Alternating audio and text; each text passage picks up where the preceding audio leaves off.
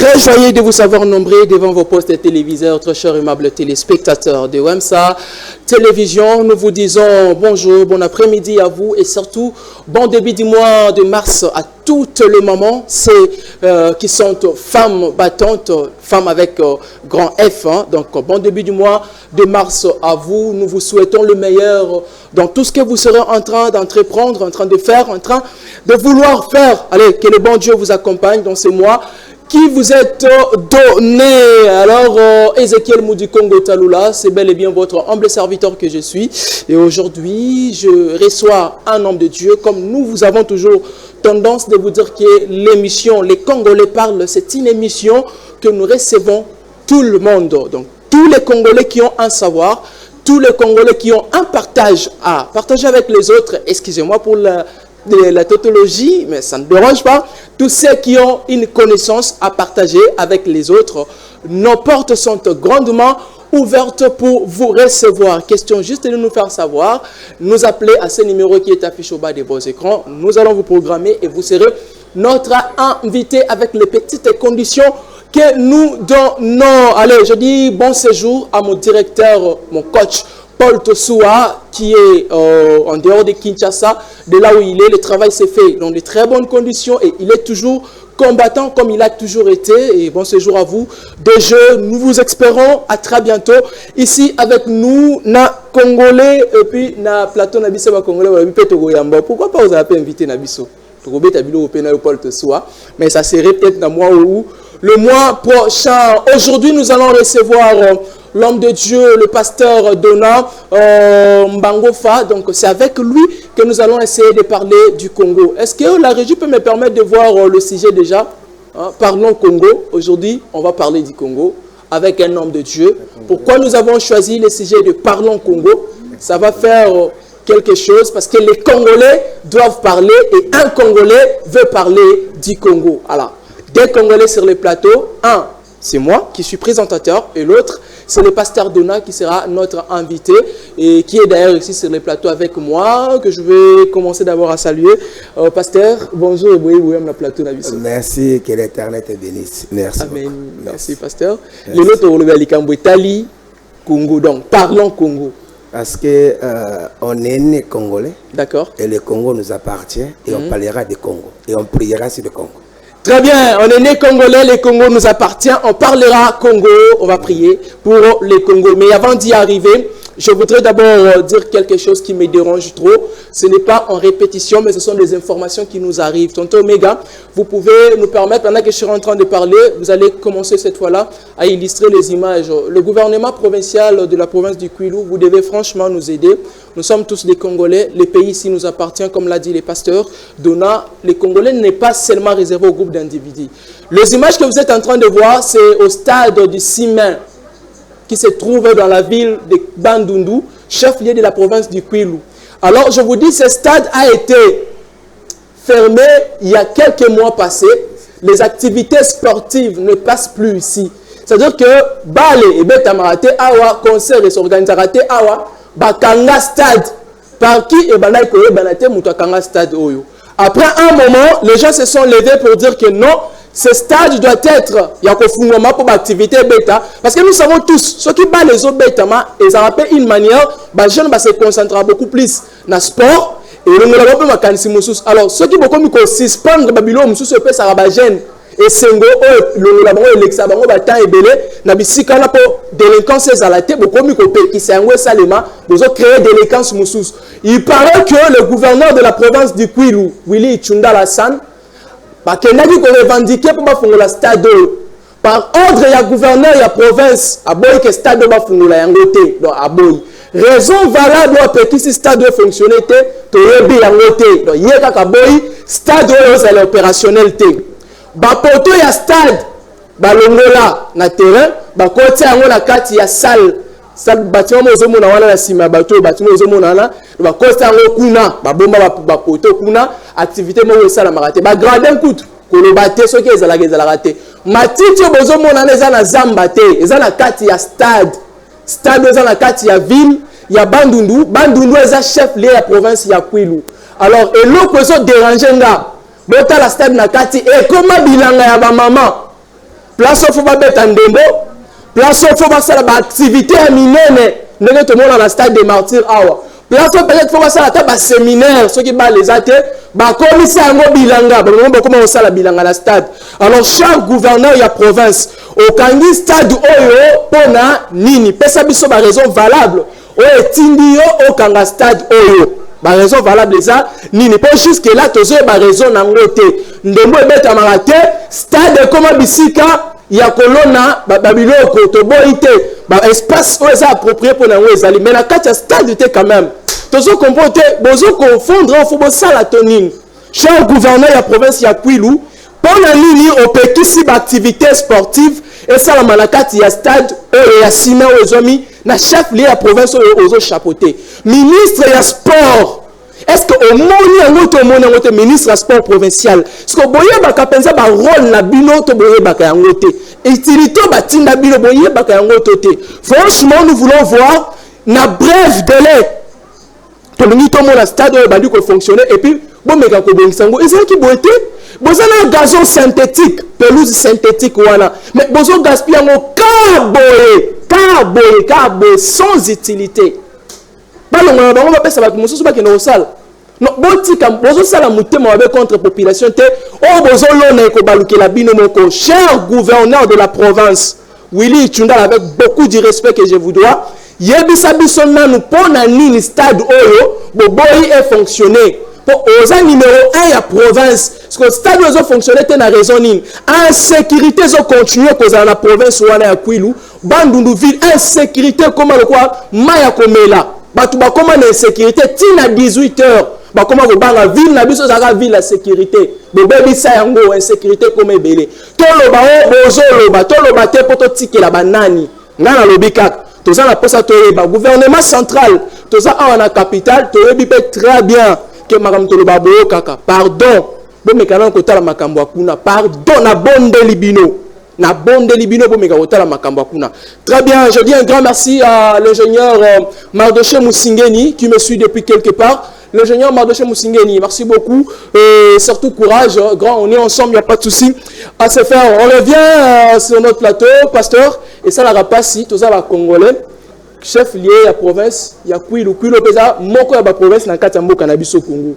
Mais Kota la rabo mokonza telemi apekisi ne ba activité sportive et ça la matinée et puis ça rapasse bandeko balanda rabiso za na musika bakomela rabiso babenga rabiso bameka to meka kolobela bango ba ça to meka kolobela bango po makambo le ka bien mais atelier minute te tozali bon na ko baksaka muke c'est à droit d'abord c'est un droit parce que congolais et le cas à Congo d'accord mais na monde ya bonzambe aussi et puis yo malobo lobby important il y a commis le belake parce que Jean 7:51 la Bible nous dit on ne condamne pas quelqu'un sans pour autant lui écouter.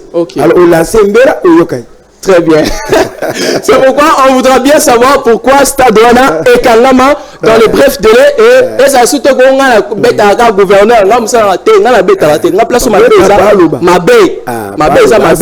malamu et ça malamu ceux qui gouverneur sali bêta ko bêta les maboko mais ceux qui sali mabêta ko loba pas bongisa alors c'est là na bref délai ni réponse il y a likamwana tozongia monsieur Nzam parlons Congo. Aux émissions, les Congolais parlent. Les lois qui et Sengeli, yo étant homme de Dieu, on le bélabiso likambo mboka. Mboka na biso zotambolandeni. Bon, mboka ils ont un problème. Problème grave et sérieux même. Grave et sérieux. Oh mon Dieu.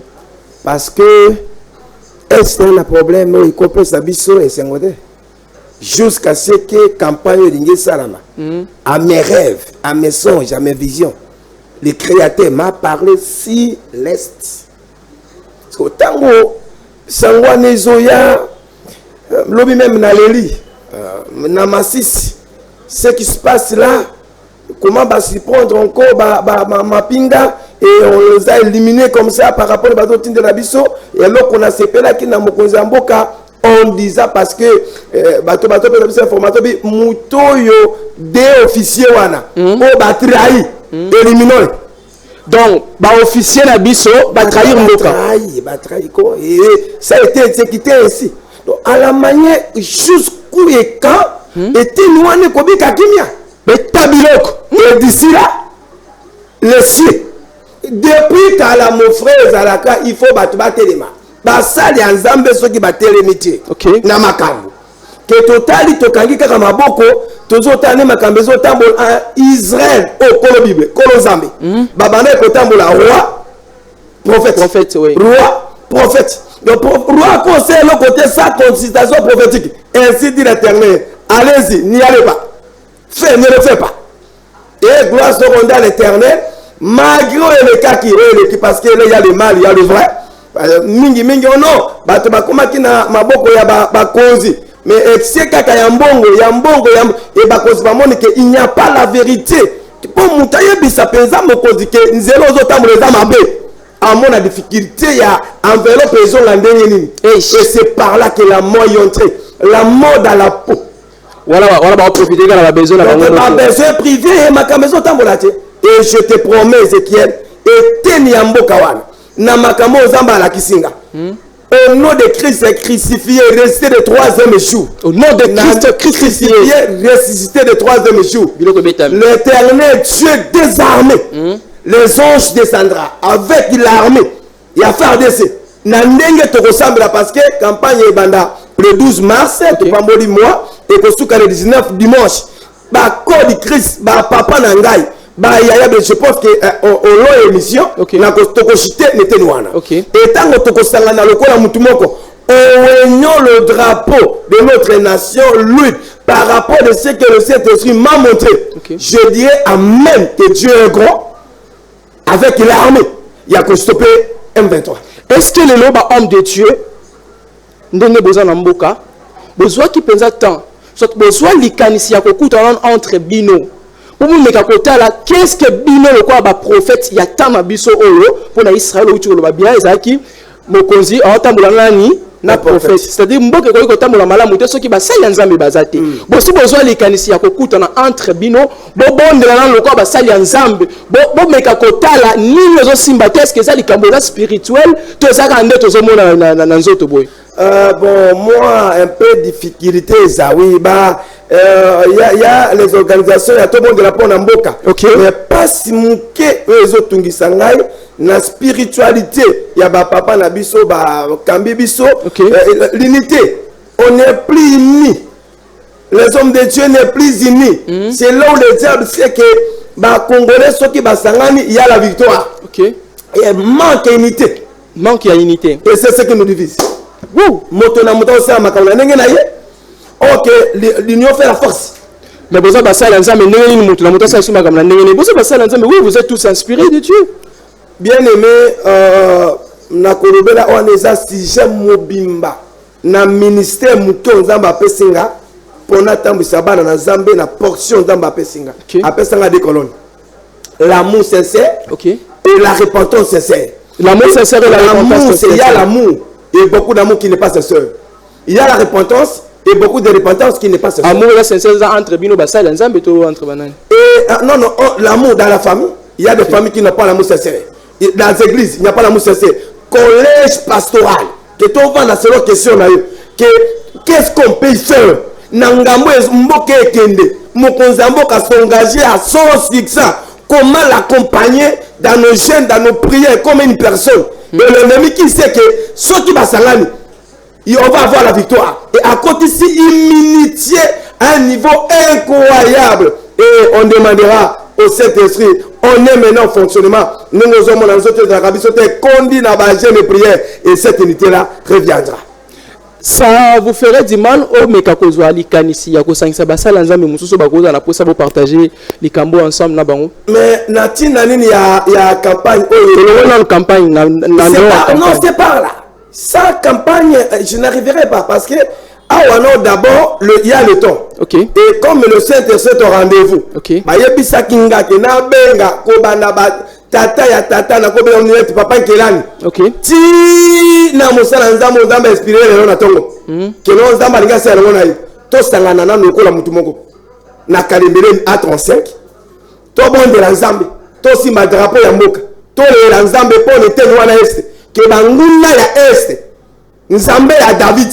Le Dieu que David servait. le Dieu que nous servons. Okay. Entre nous et Rwanda, Ouganda, Nzambe atia mesa ya ba or na ba diamant na ba corta na biso. Awe mboka Congo ke banguna ba matana sommet na biso te.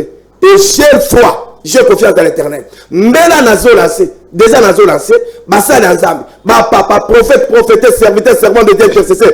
Bisonyo sur le kola mutu moko, tokutana du 12 au 19 na calendrier A35 et si ka humble serviteur nga nazali, Nzambe a inspiré nga likambo ya munene o tokobondela pona mboka na biso. Et lisanga moko tokosanga na wana. J'ai confiance que celui qui a l'esprit de l'Éternel va sonner ce que je parle, si ça vient de l'Éternel. Okay. Et ça va toucher le cœur parce que l'église, le feu aiguise le feu. Ce n'est que la profondeur qui appelle aussi la profondeur.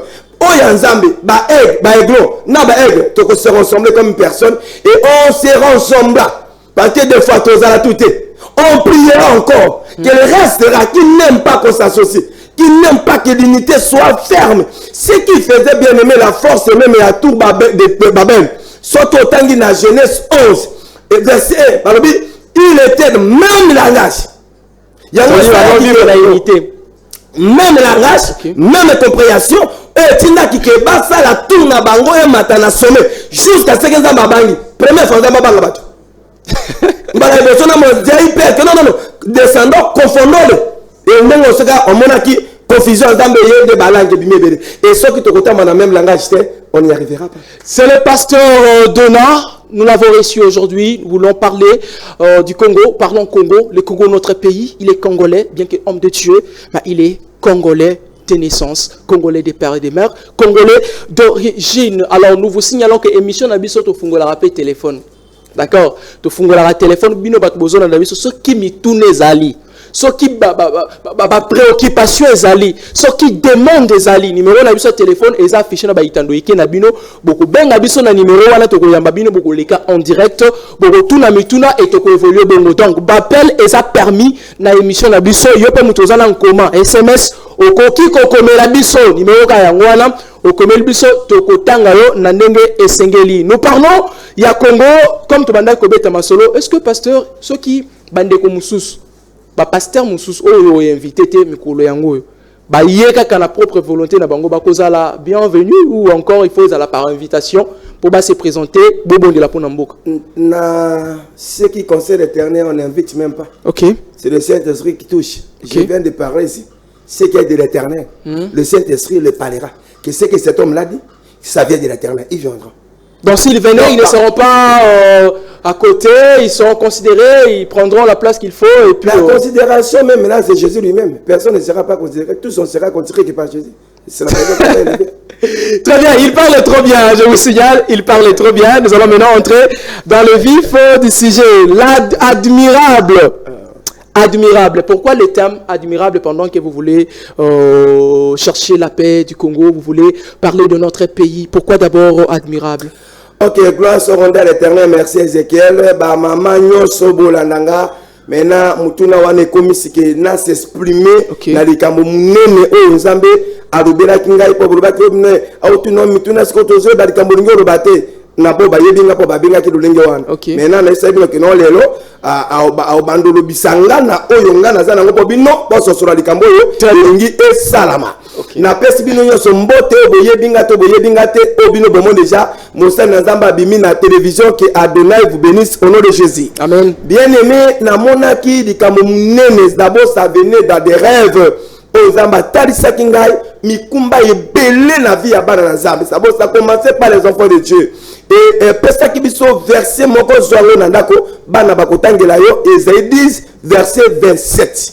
Na Esaïe 10 le 27e verset kuna Nzamba lobi mokolo wana mokolo ngo nini na sanzo tokoti na wa misato le 12 le 13 le 14 le 15 le 16 le 17 le 18 le 19 et ko la dimanche tokobanda le 12 dimanche. Peut-être aussi le 19 dimanche. Ngonga ya 16h30 à 19h30. Alors, mikumba nyoso Nzamba dobeli biso na mokanda ya Isaïe 10 verset 27 ces jours-là, le fardeau, sera ôté au-dessus de vos épaules. Donc, mikumba tozo tambola kame o mona magoda na libala. Mwana mukumba moko zo kwa komi longi satin na libala na wana. To na zela mwasi na yo. To na zela bano yo ka passe moko boye, chagrin moko boye, plaie moko boye, fardeau moko boye. Mama ya likamba komi bomate. To ya divorce c'était parce que maman ya botanga yebisanga libala, après ça la définition libala. Libala Ezekiel ngelo ba libela. Libala kena le bando babongo libala définition libala yangwana ndeni libala libela ndeni définition libala c'est comme Ève qui veut dire tout simplement mère, non? Et tu comprends que c'est la féminine. Donc libala ok kwenda mais ça retour vutuka amukongo te. Donc kwenda kuvutuka ve kwenda kuvutuka ve pastor Zé ça qui kongo te kwenda kuvutuka ve très bien. Donc kende kozonga te beta bilokala ipela beta na ba fardo nyo sofa na ngoma mozo mona kete na libala takeleki ba bengi yo somba kaka na lobite ke yaka ko sombi pa na biso somba na magasin nyo somona ngino nini ya huile d'olive. Moto nyonso oui to ya oya na bakwa na bakeso minene kopesela tango nazo silisa yo bomba ka bakeso na bombade po na huile d'olive po na ni est po na nini drapeau mafuta po na nini wana bakeso na ngane molimboli ngane moto na kopesa biano ya bana bazolandela. Alors maman ça na malade ba malade bele ba bi na bansi émission to lekisi na Ezekiel mais vendredi na 22h bota la marathon ya ba témoignage ya bambasu ya makolo kovimba ya mabumu kovimba ozamba sali miracle automatique na zela ya huile d'olive. Et babenga kibiso ba yebisi biso ona yebisa yo na nzela molimo satu ke moto nyonso na malade ya poso malade ya mbasu poso na difficulté malade ya babote yo malade to malade ya ndeke n'importe quelle sorte ya souffrance na yango. Ma Bible me dit de t'appeler rapidement, c'est l'Éternel qui guérit toutes sortes de maladies. Voilà beaucoup mis dans l'hôpital, tout bozara. Jéhovah Rapha. Parmi ces 23 noms, il y a l'un de son nom, on l'appelle Jéhovah Rapha, l'Éternel Dieu qui guérit. Et la profession à guérison. na place wana na sungama na ba mama na bongo oyelanga ba bomba ka ba maloba na koko robela te parce que nikolo mituna et ba malade nyoso ba problème nyoso boza nango mama komitungisa te de 12 au 19 ya sanza ko tokocha ya kaka na huile d'olive na ko bossa na te offrande offrande na lande mila d'olive to na kangina offrande na kangina hôpital yo beta biloko mitune zo yo bomba ba bombi nyoso wana téléphone za ouvert esika tokoya to dans na lande 2023. OK ya kaka na 23 000 francs congolais ya kaka to na 23 dollars na pona ko sele mula pona ko sele malobo nzamba lobe ko banda janvier tu n'as rien vu de février tu n'as rien vu ana zo ba boye pa na yo eloko ya malonga ezate et ya lokola tozo dédié année o kaba o sele année na yo elongo na lo sambo ko salema elongo na huile o dro saint ça komi pese na biso le Dieu disant c'est le Dieu de offrande. Okay. Et le chiffre 23 là ekobana na lokola na chiffre ambula mama na ngai papa na ngai na lobela kibono na mission yo chikoleka ke soki bomoni eloko te tondenge na olobake na lobi yango selon ngai makomi na nzambe lobi malheur au prophète qui viendra au nom de l'Éternel que la donnée ne va pas lui envoyer qu'il soit maudit parce que ministère nanga moko na bo jeunesse nanga na mettre en danger. Okay. Donc mikumba na bino nyoso mikakatano lisumu moko sala modana capabilité na lisumu wana mama na ngai mokanda ya Jacques 5 du 13e au 15e verset lobi moto ya sengo aya to sambela asepela na nzambe naye moto ya souffrance aya to bondela moto na malade aya bawende mafuta soki asalaki lisumu mukolo wana nzamba kolimbisa ye pe akobikisa na malade naye biso nyonso lokola mutu moko tokutana le 12, le 13, le 14, le 15, le 16, le 17, le 18, le 19 dimanche ekozala somo wana nde parti ya liboso ekozala guérison miracle fi toutes sortes de maladies et la protection ya misala bana na Nzambe kobomba mabana Nzambe Satan azomatela mimbongo azomatela mabala mari de nuit femme de nuit o bazolinga batika banzoto ya bana na Nzambe te sima ya kopakola uyu wana Ezekiel je ne penserai jamais que le mari de nous aura la force d'arriver dans l'école des enfants de Dieu par rapport à ce que le Saint-Esprit m'a inspiré et aux Écritures que Dieu m'a donné pour parler ces jours-là au peuple de Dieu. Et ce qui va être Ézéchiel, à part battre les malades, à part battre la souffrance, à part battre la mikumba, otokokuta na biso nyonso, baya kakana huile d'olive na bango, et puis na offrande ya moto, il y a 23 000 francs congolais, mon amouké 2300 elembo, et alors quoi la elembo, mutuna mutupa koko mona que non, la manière que cet homme parle par rapport à la grandeur de mon Dieu, je peux amener au-delà, mais au-delà fait d'accord qu'on avait chiffre 23 na souka. Donc 123 $, 123 000. Et là, il faut qu'à 23 dans le paquet, le chiffre là c'est prophétique. Et on a additionné l'an 2023. Chiffre est comme il ha, parce que dans ma salle, il y a une chiffrologie. À ça, c'est grâce à Kobanda, si tu comme on a dit, il y a un mystère du chiffre.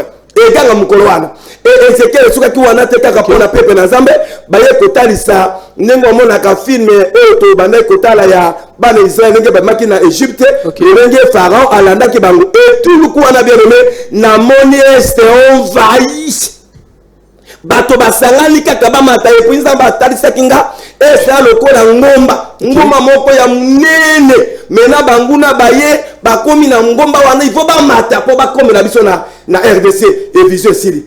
En dormant, balobi prend l'huile. Signe ya mboka. Tiango na sommet. Ka wendre yango. Monguna moko te. Benga basali ya Nzambe. Benga ba autorité. Basali ya Nzambe. Ba brugumese ba kono mboka. To sangana lokola mutu moko. Ba soda. To sangana lokola mutu moko. To wendre drapeau na biso huile. Ba pesi verset. Verset ba pesi. Psaume 23, oh dans l'éternel mon berger, je ne manquerai de rien. Nous avons un makambo grave au verset 5 du psaume 23, verset 5, ma combien le dit, oh l'éternel adresse au débat de mes adversaires, table. Nzamba tia liboso David ite, liboso ya banguna ya David, Nzamba attendait liemesa. Pour David ali a misuni na ye, a se plana bomengo na ye, banguna ba mona que David a un grand Dieu d'Israël. Et à ce qui kawana Ézéchiel, Nzamba a tiré mafuta na mutu ya David. Mafuta na mutu ya David. D'abord, attendez le messa. A tiré le biloko ikola messa. Ou au devant de ses adversaires. A tiré il a remis lui la tête de David et la coupe de cette éloignation là c'était débordé. Pour la nini motazolia, pour la nini okazolia de so banguna, pour la nini messa, pour la nini mafuta. Pour que les attaques de l'ennemi n'arrivent pas dans l'école de David.